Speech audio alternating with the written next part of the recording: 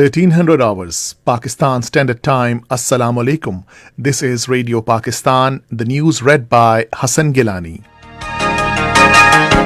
First, the headlines.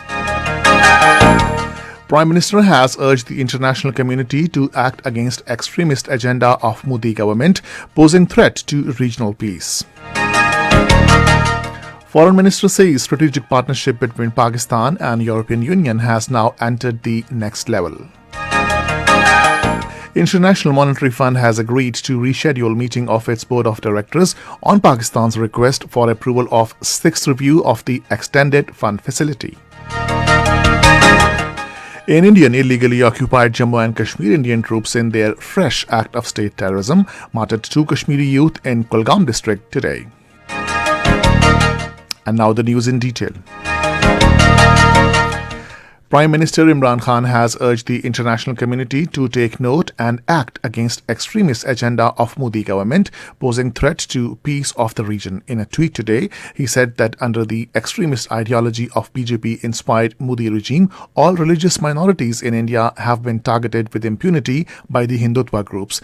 He said the continuing silence of Modi government on the call of an extremist Hindutva summit in December for genocide of minorities in India, especially 200 million Muslims community, begs the question whether the BJP government supports this call.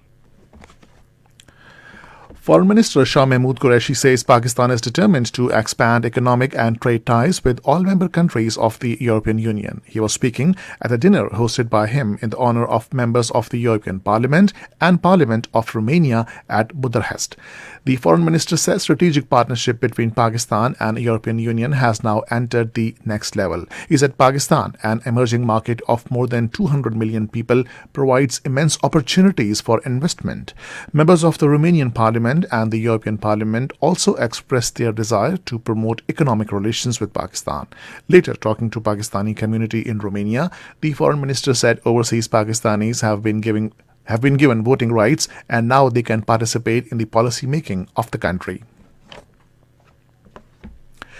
International Monetary Fund has agreed to reschedule meeting of its board of directors on Pakistan's request for approval of the sixth review of the extended fund facility. This was stated by Finance Ministry spokesperson Muzammil Aslam in a tweet today. Earlier, the Finance Ministry in a statement said Pakistan has informed the IMF about the bills moved in the National Assembly and asked it to reschedule the meeting till the end of this month. It said the IMF board will consider the approval of the next tranche of loan to Pakistan as soon as the legislative procedures are completed. Minister for Science and Technology Shibli Faraz has said the upcoming local government elections in Federal Capital will be held through electronic voting machines. Addressing a news conference in Islamabad today, he said the government is cooperating with the Election Commission of Pakistan regarding the use of EVMs. Shibli Faraz said the commission will be provided with the machines next week for testing and training of staff for local government elections in Islamabad. He said the Election Commission of Pakistan has also asked the Punjab government to make arrangements for the use of EVMs in its local government elections.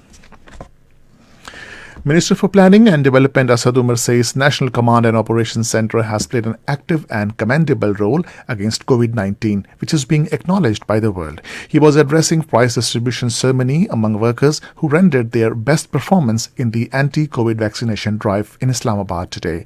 Asad Umar also commended the performance of doctors and other paramedical staff in the fight against the pandemic.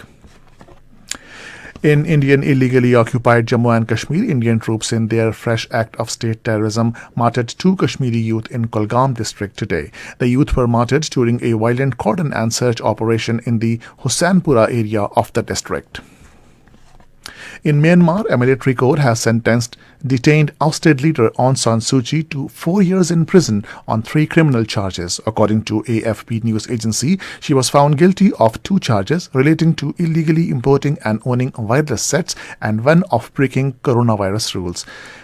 She has already been served 4-year imprisonment on charges of incitement and breaching of COVID-19 rules while campaigning. Russia says it would not make concessions under US pressure during the talks on the Ukraine crisis beginning in Geneva today. The hardline from Moscow underscored fragile prospects for negotiations that Washington hopes will avert danger of a new Russian invasion of Ukraine. Russian Deputy Foreign Minister Sergei Ryabkov says it is possible the diplomacy could end after a single meeting.